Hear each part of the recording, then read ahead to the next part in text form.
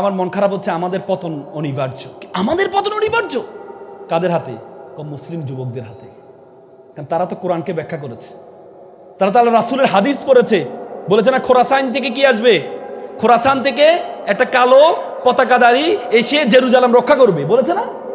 তাদের মাথায় ঢুকেছে খোরাসান কোথায়? বর্তমানে ইরানে জেরুজালেম রক্ষা করবে। তখন তারা চিন্তা করলো, আগামীর যে প্রবলেম, এটা আমাদের জন্য থ্রেট হচ্ছে কে? মিডল ইস্ট, এবং ইরান হতে এই মিডল ইস্টটা। তখন তাদের ইউরোপ থেকে যত ঘাঁটি আছে সব ঘাঁটি তারা নিয়ে আসছে মিডল ইস্টে, কুয়েতে, ইরাকে, সৌদি আরবে, বাহরাইনে, তারপরে কি সবগুলো ঘাঁটি তারা নিয়ে আসছে। কেন? ইরানকে এবং মুসলিম রাষ্ট্র ইরাক এদেরকে ঠেকানোর জন্য।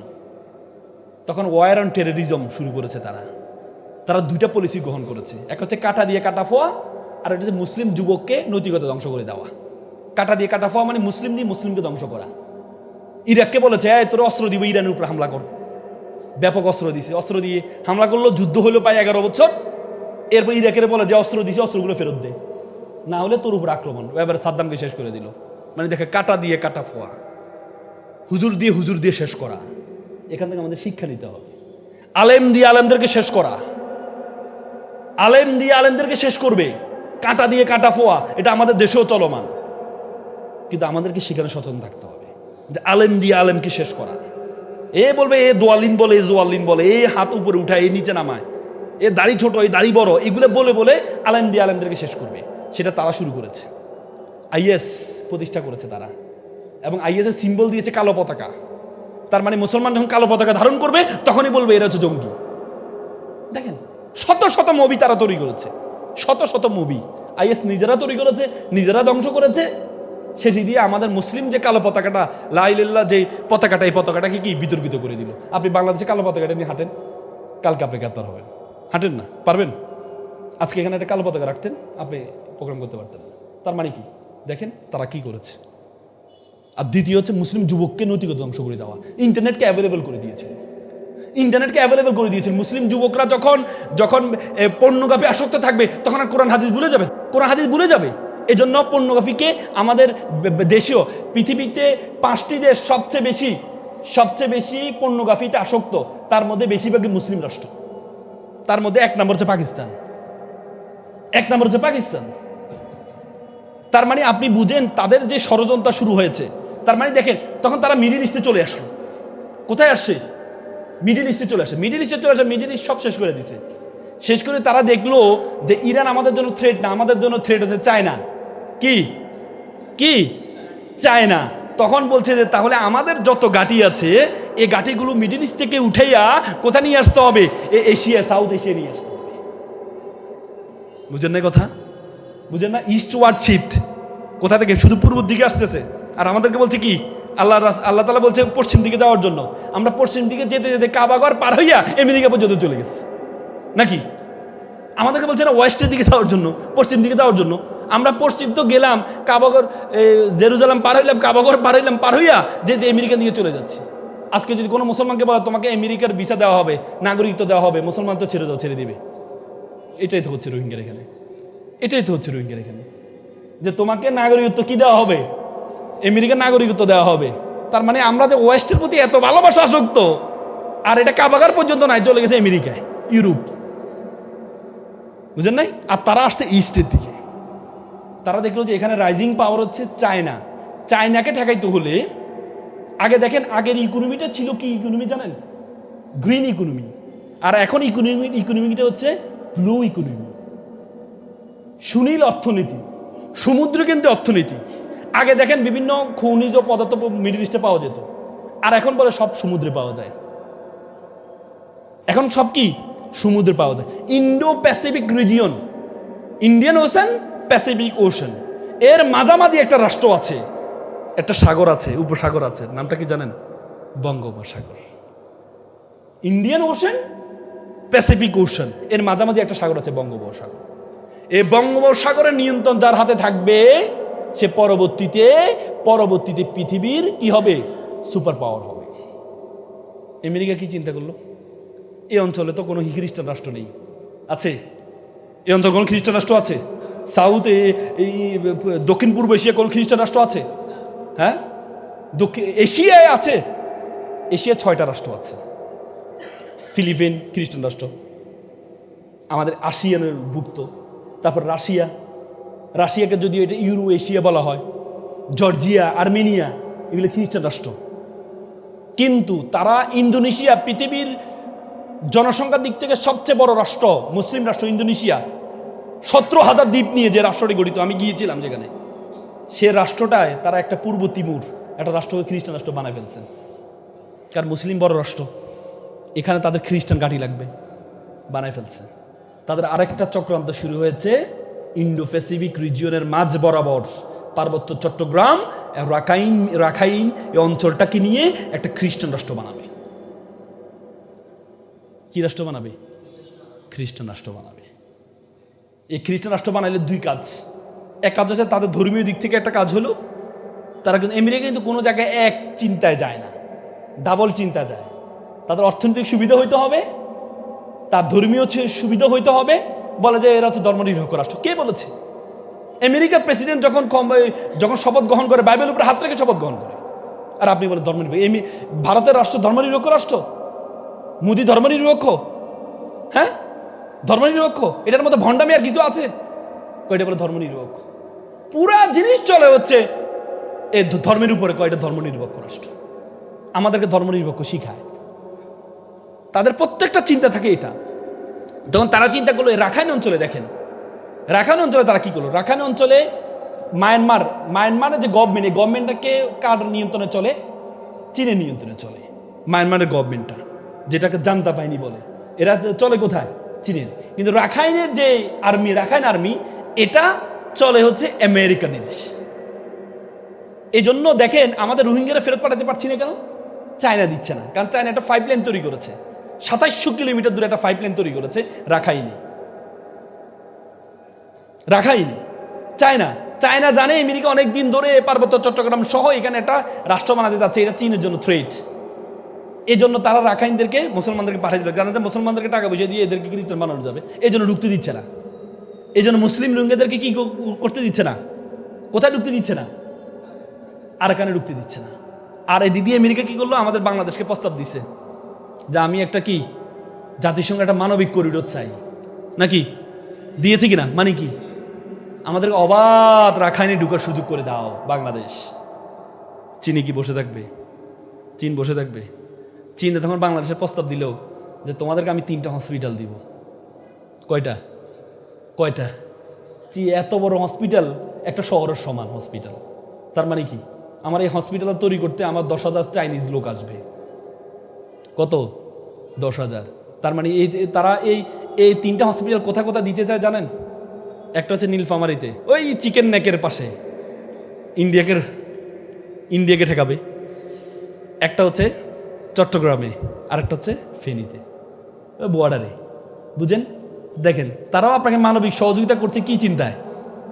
তাদের ভাই বলেন না কেন? আপনি দেখেন নাই আমরা সেন্ট মার্টিনে যখন একটু কথা আসছিল, শেখ হাসিনা বলছে না যে সেন্ট মার্টিন চাইলে আমি কিন্তু ক্ষমতা থাকতে পারি, আমেরিকারে দিয়ে দিলে। আপনি দেখেন কিছুদিন আগে শুনছেন কিনা মিয়ানমারের জাহাজ সেন্ট মার্টিনের আশেপাশে ঘুরঘুর করছে। এটা মিয়ানমারের জাহাজ না তো, এটা চায়নার জাহাজ, মিয়ানমারের নামে। কারণ এটা তাদের সরকার না। বুঝেন নাই? কেন? আমেরিকা যেন এখানে কি করতে পারে? আমেরিকা চিন্তা করলো আমি যেহেতু সরাসরি ঢুকতে পারবো না, আমি জাতিসংঘের নাম দিয়ে ঢুকবো, মানবিক করিডোর। বুঝেন নাই? মানবিক করিডোর কি গাজায় দেখছেন? গাজায়, হ্যাঁ, সুদানে দেখছেন? দরফুক যে অঞ্চলে, এটাকে খ্রিস্টান রাষ্ট্র বানাতে যাচ্ছে। সুদান আফ্রিকার সবচেয়ে বড় রাষ্ট্র, মুসলিম রাষ্ট্র, সে দক্ষিণ সুদানকে আলাদা করে খ্রিস্টান রাষ্ট্র বানা ফেলছে। এখন হচ্ছে মূল সুদানের যে সবচেয়ে অর্থনৈতিক অঞ্চল কি নাম? কি? দরফুক। সেটাতে দেখেন নাই এসে কয়দিন দেখেন না মিডিয়াতে? হ্যাঁ, সেটাকে তারা একটা খ্রিস্টান রাষ্ট্র বানাতে যাচ্ছে। তার মানে এবার বুঝেন, আমি যে বললাম আপনাদেরকে আন্তর্জাতিক চক্রান্তে আমরা পড়ে গিয়েছি। এত সহজ। কোন দিকে যাবেন? না চায়না দিকে না আমেরিকা দিকে। কোন দিকে যাবেন? ডানে যাবেন না বামে যাবেন? ডানে নাকি বামে? এই জন্য এই অবস্থাকে বাঁচার জন্য মুসলমানদেরকে ঐক্যবদ্ধ হইতে হবে। মুসলমানরা তো সবাই শেখ হাসিনাও তো মুসলমান, ওইরকম ঐক্যবদ্ধ না, আলেম সমাজকে ঐক্যবদ্ধ হইতে হবে। আজকে বেশিরভাগ বাংলাদেশের মানুষ হচ্ছে ধর্মভীরু, বেশিরভাগ বাংলাদেশের মানুষ, কিন্তু আমাদের আলেমরা এদের মধ্যে পার্থক্য তৈরি করে রাখছে। আমাদের আলেমদের কারণে ওনারা বুঝে না কোনটা আসল ধর্ম। আজকে হাসান আব্দুল্লাহ শুনছেন না, বলতে জামাত ইসলাম কি ইসলামী দল, এটা প্রশ্ন করে দিল। এটা আন্দোলন যখন করছে সব প্রোটেকশন দিয়েছে তারা, সর্বশেষ পর্যন্ত যখন এই বিএনপি ঝামেলা করে তখন প্রোটেকশন দিয়েছে, আর এখন বলে জামাত ইসলাম কি ইসলামী দল, মানে বেঁচে গেলে সব শেষ। তার মানে কি, এই ঢুকে দেওয়া হয়েছে। করো তোমরা এই কাজগুলো করো, তোমরা এগুলো করো, তোমরা এই হুজুরদের মধ্যে মানুষের মধ্যে ধারণা দিয়ে দাও, এটা না। মানুষের মধ্যে তোমরা, আমাদের ভারতীয় মহাদেশের সেরা এই মঙ্গল সম্রাট ছিল জাহাঙ্গীর, সম্রাট জাহাঙ্গীরের কাছে একজন হিন্দু মহিলা আসলেন, সম্রাট, আমার ছেলে আপনার সেনাবাহিনীতে যোগদান করেছে, কিন্তু প্রতিদিন রাত্রে একটা ছেলে এসে আমার ছেলের বউকে কি করে, দর্শন করে, আপনি এটার বিচার করবেন। সম্রাট রাতে গিয়েছেন, রাতে গিয়ে বুড়িকে বললেন আমার চোখটা বেঁধে দাও। তারপরে তারে কি করলেন, হত্যা করলেন। হত্যা করার পর চোখটা খোলার পরে মুখটা দেখলেন, এরপর আমাকে একটু পানি দাও, পানি খেলেন। তখন মহিলা বলল আপনি এটা কেন করলেন? তিনি বলেছেন যে আমার রাজপ্রাসাদের পাশে ঘটনা, আমি ভেবেছিলাম আমার ছেলে ছাড়া এ কাজ কেউ করার কথা না, কারো সাহস হওয়ার কথা না, এই জন্য আমি চোখ বেঁধেছিলাম। আমি যখন আমার ছেলেকে মারতে গিয়ে যদি আমি দেখি এটা আমার ছেলে, তাহলে আমি নাও মারতে পারি, এই জন্য আমি চোখটা কি বেঁধে নিয়েছিলাম। তারপর যখন চোখ খোলার পর যখন দেখলাম আমার ছেলে না, তখনই আমি পানি খেয়ে শুকরিয়া আদায় করলাম। তোমরা বলছে তোমরা একটা হিন্দু, আমার রাষ্ট্রে তোমরা সবচেয়ে বেশি নিরাপত্তা বোধ করবা। এই জন্য ভারতীয় উপমহাদেশ 700-800 বছর মঙ্গোলরা শাসন করেছেন, কয়জন হিন্দু থেকে জোর করে মুসলমান বানাইছেন। আর আমরা আজকে হিন্দুদেরকে নিয়ে একটা কথা বললে বলে যাও মা এ তো শেষ, ইসলাম থেকে খারিজ হয়ে গেছে, ইসলাম থেকে খারিজ হয়ে গেছে। আল্লাহ রাসূলের একজন খেদমতকারী ছিলেন ইহুদি, বাচ্চারা যখন অসুস্থ হয়ে মারা যাচ্ছিলেন আল্লাহ রাসূল গিয়েছেন তাকে দেখতে, তখন আল্লাহ রাসূল তাকে অনুরোধ করলেন যে বাবা তুমি পারলে ইসলামটা গ্রহণ করে নাও। শেষ সময় তখন ছেলেটা বাবার দিকে তাকাইলো, বাবা বলছে মোহাম্মদ যেটা আছে সেটা করো। পরে ইসলাম গ্রহণ করেছেন, মারা গিয়েছেন। তার মানে আল্লাহ রাসূল তো জোর করেন নাই। আজকে যদি কোনো আলেম যদি একজন ইহুদি বা কাউকে এভাবে রাখে, আপনি কি বলবেন? আপনি কি বলবেন? হয়তো ইসলাম থেকে খারিজ হয়ে গেছে, কাফের হয়ে গেছে, মানে একটা শব্দ মুখ থেকে বের করলে কাফের বানা দিচ্ছে। তাহলে মনে রাখতে হবে আরেকজন হাসিনা আমাদের জন্য আসবে। তুরস্কের সাবেক প্রধানমন্ত্রী নাজিবুদ্দিন এরবাকান একটা চমৎকার কথা বলেছেন, বলছে বিপ্লব কেন হচ্ছে না। তিনি 3টি কারণ বলেছে বিপ্লব না হওয়ার পিছনে। মুসলমান এত ডেডিকেশন আছে, এরপরে বিপ্লব হচ্ছে না কেন? 3টি কারণ বলেছেন। তার মধ্যে একটি প্রথম কারণ হচ্ছে আমরা যে আদর্শ প্রচার করি সে আদর্শ সম্বন্ধে আমাদের নিজেদের ধারণা নেই। মানে কি, আমরা কি আদর্শ প্রচার করি? আমরা কি আদর্শ প্রচার করি? আমরা কোনো ব্যক্তির আদর্শ প্রচার করি, কোনো পীরের আদর্শ প্রচার করি, কোনো নেতার আদর্শ প্রচার করি, কোনো আমিরের আদর্শ প্রচার করি? কার প্রচার করি? আল্লাহ এবং তার রাসূলের। আল্লাহ এবং রাসূল সর্বশেষ বিদায় হজের ভাষণে কি বলেছেন? তার রাখতু ফিকুর আমরাইন লান তাদুল্লু মা তামাসসাকতু বিহিমা কিতাবুল্লাহি ওয়া সুন্নাত রাসূল। I have given the two things. One is a Quran, another is a Sunnah. If you follow the both things, you won't lose your way. তুমি কখনো তোমার পথ হারাবা না। কয়টা? 2টা নাকি বলেছে কোনো নেতার, কোনো পীরের? কি বলেছে? 2টা, একটা হচ্ছে কোরআন আর একটা সুন্নাহ। নাজিবুদ্দিন এরবাকান বলেছেন আমরা যে আদর্শ প্রচার করি সে আদর্শ সম্বন্ধে আমাদের ধারণা নেই। তার মানে কোরআন এবং সুন্নাহ সম্বন্ধে আমাদের সেভাবে নলেজ নেই। তাহলে আপনি প্রচার করবেন কিভাবে? তাহলে আপনি আদর্শ প্রচার করবেন কিভাবে? আর দ্বিতীয় হচ্ছে আমি নিজে মুখে বলি এক, কিন্তু আমার কাজে আরেক। আমি এখানে বক্তব্য স্টেজে যখন দাঁড়াই অনেক চমৎকার কথা বলি, কিন্তু এই ওয়াজটা আমার নিজের জন্য না। ওয়াজটা আমার নিজের জন্য না। হুজুর ওয়াজ করছেন যে আপনারা সবাই আপনাদের গুরুত্বপূর্ণ ঠান্ডা কম্বল বিতরণ করে দেন আল্লাহ রাস্তায়। হুজুরের বউ শুনে কম্বলটা দিয়ে দিছে। হুজুর গিয়ে দেখে যে কম্বল নাই। কম্বল কোথায়? আপনি বলছেন আল্লাহ রাস্তা সব দিয়ে দিতে, আমি তো কম্বল দান করে দিচ্ছি। বলছে এটা কি আমার জন্য ওয়াজ? এটা কি আমার জন্য ওয়াজ?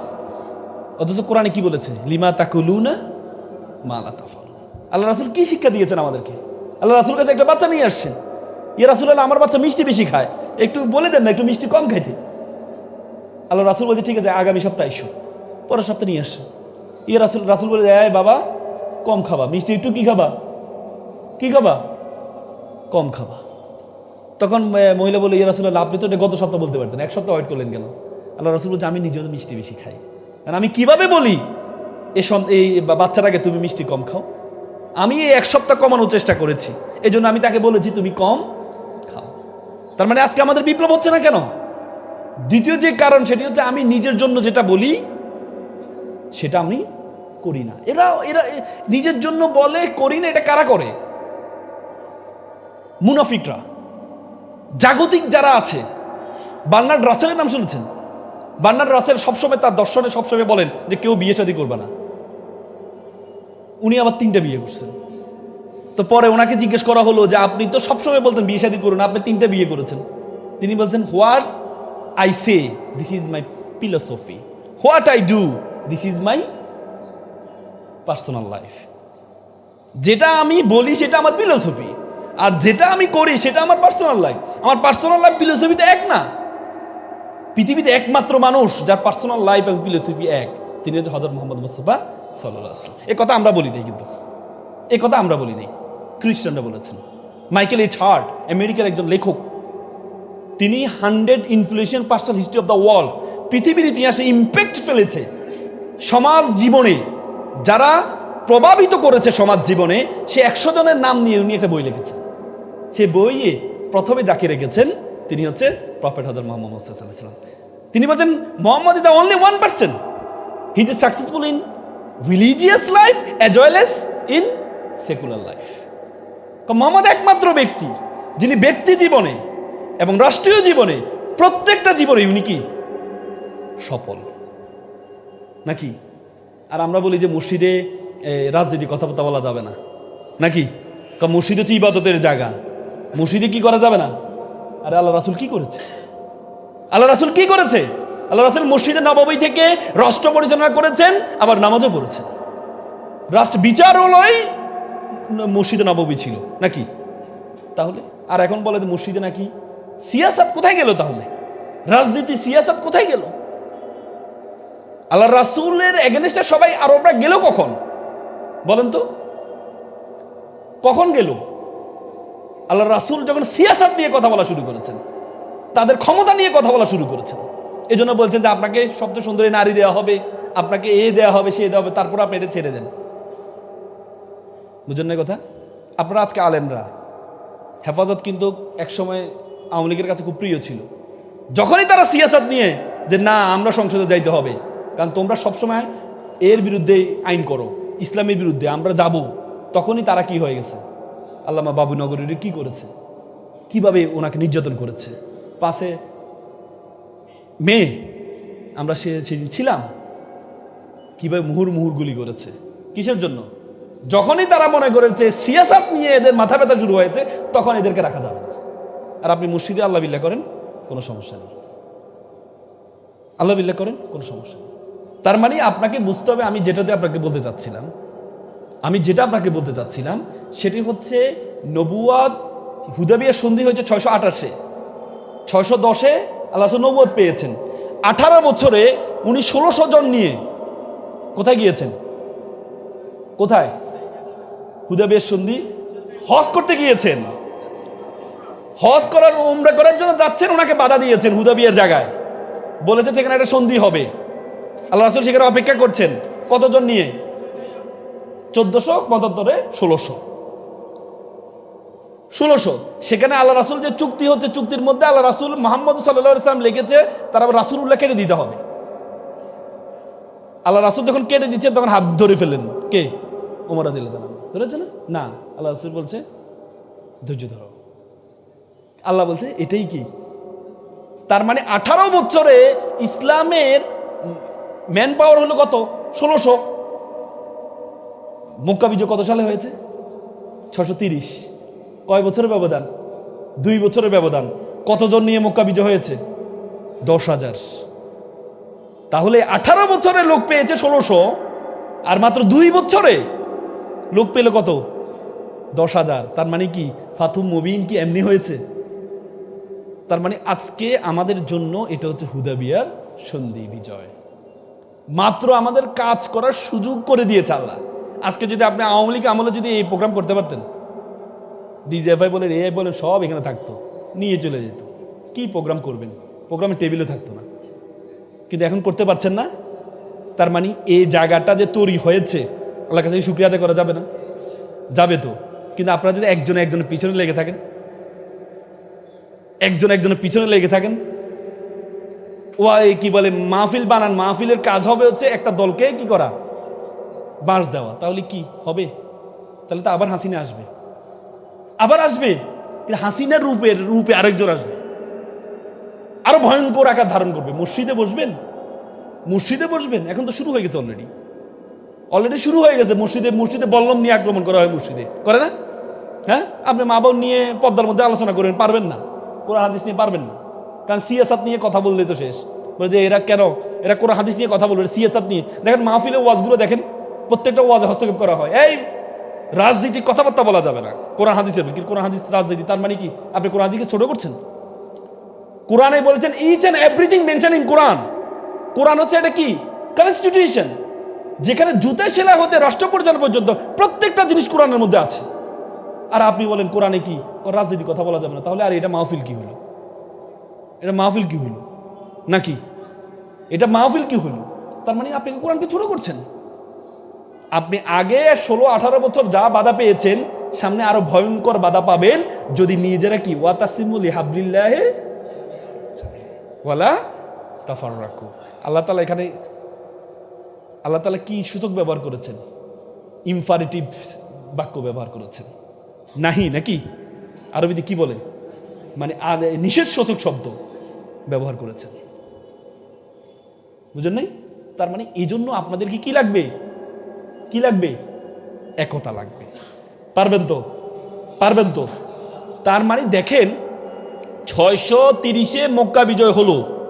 মক্কা বিজয় হওয়ার পরে মাত্র 1 মাসের ব্যবধানে আরেকটা যুদ্ধ হয়েছে। বলো তো যুদ্ধটা কি? 1 মাসের ব্যবধানে আরেকটা যুদ্ধ হয়েছে। যুদ্ধটা কি? হুনাইনের যুদ্ধ। 1 মাসের ব্যবধানে। কোথায়? তায়েফে আমার যাওয়ার সুযোগ হয়েছে সেখানে। 1 মাসের ব্যবধানে সেখানে মুসলমানদের সৈন্য কত ছিল?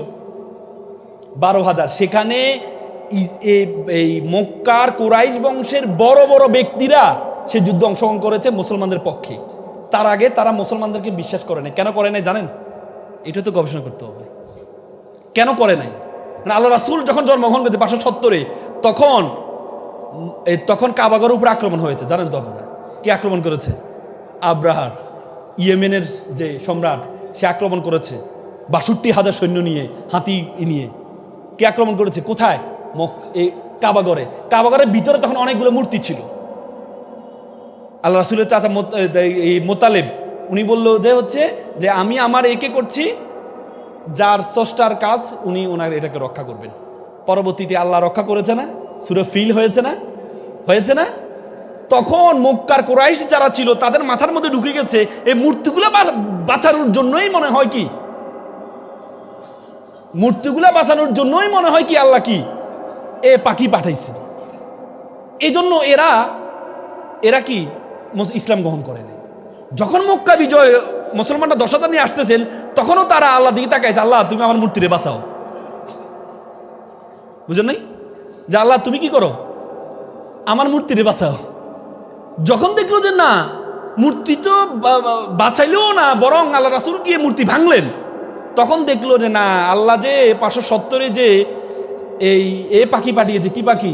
আবাবিল পাখি পাঠিয়েছে মূর্তির জন্য না, কিসের জন্য? কাবাঘর বাঁচানোর জন্য। তখনই তারা চিন্তা করলো না, এতদিন আমাদের যে ধারণাটা ছিল এই ধারণাটা বলছিল, এতদিন আমাদের যে ধারণাটা ছিল এই ধারণাটা বলছিল। ভাই, ইসলামের মতো মানে আমি সেজদা অবনত হয়ে যায় যখনই একটা জিনিস চিন্তা করি। ইসলামের মতো এত সাইন্টিফিক রিলিজিয়ন আপনি কোথাও পাবেন না। এই জন্য তো ইসলামের প্রথম স্লোগান ছিল ইকরা। ইসলামের প্রথম স্লোগান কি? আল্লাহ রাসূলের কি প্রথমে বলছে হে রাসূল আল্লাহ আপনি আল্লাহু আকবার বলেন নাকি? বলেছে নারে তাকবীর আল্লাহু আকবার বলেছে কি বলেছে? ইকরা, পড়ো। তুমি পড়বা যত, সৃষ্টিকর্তার সম্বন্ধে তোমার ধারণা তত বেশি বেড়ে যাবে। এজন্য রাসূলকে বলছে কুল হাল ইয়াস্তাবিল্লাযিনা ইয়ালামুনা ওয়াল্লাযী লা ইয়ালাম, who knows and who doesn't know all are not same. যে জানে যে জানে না সে কি না, এক না। এই জন্য জানতে হবে আপনাদেরকে, জানতে হবে আপনাদেরকে, আমাদেরকে। মানে বিশ্বাস করেন, everyday is my school day. এখানে বড় আলেমরা আছেন, সাদি ভাই আমি খুব সম্মান করি ওনাকে। আমার যদি ভুল হয় আমাকে ভুল ধরিয়ে দিবেন। আমি সবসময় বলি কোরআন হাদিস থেকে আমার অনেক ভুল আছে, আমি চেষ্টা করছি। আমি কোরআন এই আরবিটা শেখার জন্য আমি ঢাকা বিশ্ববিদ্যালয়ের ছাত্র ছিলাম, তখন আন্তর্জাতিক ভাষা ইনস্টিটিউট আছে আমার ঢাকা বিশ্ববিদ্যালয়ে, সেখানে আরবি এবং সংস্কৃতি, হিন্দু ধর্ম জানার জন্য আর মুসলমান ধর্ম জানার জন্য আরবিটা শিখেছি। পুরো শিখতে পারিনি, যতটুকু শিখেছি এখনও শিখছি এভরিডে। যত শিখতে যাই তত মনে হয় কি মহাসমুদ্র ইসলাম, আল্লাহু আকবার, কি মহাসমুদ্র, কি মহাসমুদ্র। বাইবেল, আজকে যে খ্রিস্টান নিয়ে কথা হচ্ছে, বাইবেলে বলেছে প্রথম আবিষ্কার হয়েছে কি? আলো। বাইবেলে বলেছে প্রথম আবিষ্কার হয়েছে কি? আলো। আলো কি আবিষ্কার হয়েছে? আর আল্লাহ বলেছে আমি প্রথম আবিষ্কার করেছি। প্রথম দিন কি? শুক্রবারে কি তৈরি করেছি? শনিবারে কি বানিয়েছি? পৃথিবী তৈরি করেছি। দ্বিতীয় দিন আমি যখন পৃথিবীটা কম্পন শুরু করেছে, আলাম নাজআল আরদা মিহাদা, আমি পৃথিবীকে কি করি নাই? সমতল করি নাই। ওয়াল জিবালা আওতাদা, আর আমি যখন কম্পন শুরু হয়েছে তখন জিবাল প্যারাক স্বরূপ কি করেছি? পাহাড়কে বসিয়ে দিয়েছি। তার মানে দ্বিতীয় দিন পাহাড় তৈরি করেছেন, তৃতীয় দিন সূর্য চন্দ্র তৈরি করেছেন। আর ওরা বলে আলো।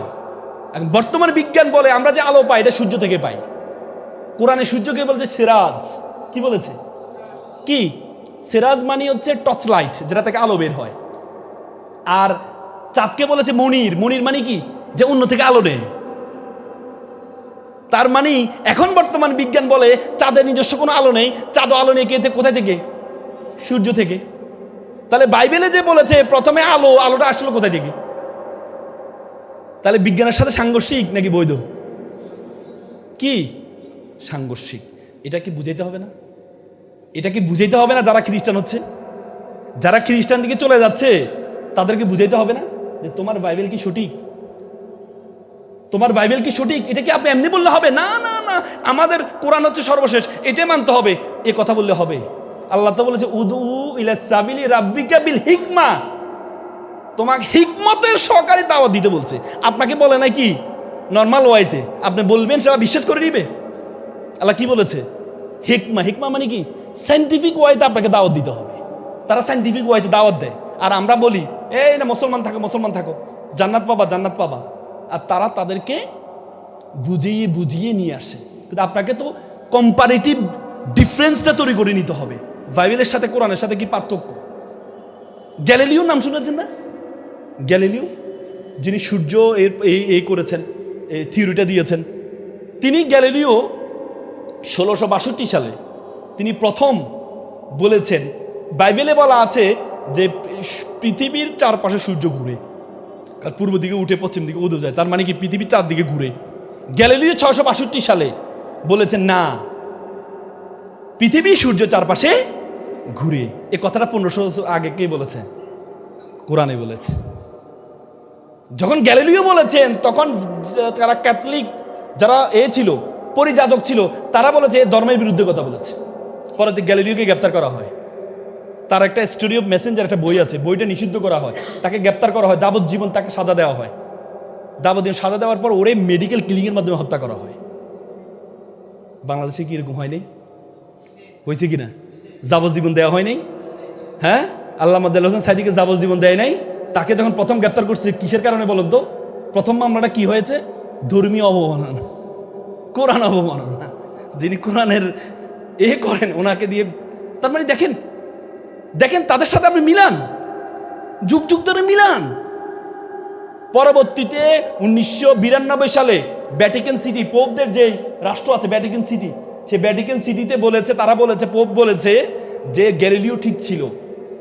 এই জন্য গ্যালিলিওকে রাষ্ট্রীয় সম্মান দেওয়া হয়েছে এবং তার বইকে বৈধ ঘোষণা করা হয়েছে। কত বছর পরে? কত বছর? কত বছর পরে? শত শত বছর পরে। তার মানে আপনাদেরকে এই পার্থক্যগুলোও তাদেরকে বুঝাইতে হবে। আপনি যতই কান্নাকাটি করেন এখানে আসি যে আপনারা এদেরকে বুঝান বুঝান বুঝান, না, অভাবে স্বভাব নষ্ট আমরা বলি কি না? আল্লাহ রাসূল বলছে কাজ আল ফাকরু ইয়াকুন আল কুফরান, মানুষের দারিদ্রতা মানুষকে কি করে কাফের মানে কুফরের দিকে নিয়ে যায়। আল্লাহ রাসূল সবসময় একটা দোয়া পড়তেন, আউযুবিল্লাহ মিনাল কুফরি ওয়াল ফাকরি, মেবি ফিকরি, হাদিসে আছে, ভুল হতে পারে, যে আমাকে কুফরি থেকে এবং ফকির হওয়া থেকে আমাকে কি করিও তুমি, হেফাজত করো, আল্লাহ রাসূল বলতেন নাকি। তার মানে এই যে যারা আজকে মুসলমান থেকে খ্রিস্টান হয়ে যাচ্ছে, তারা কেন হচ্ছে? অভাবের কারণে।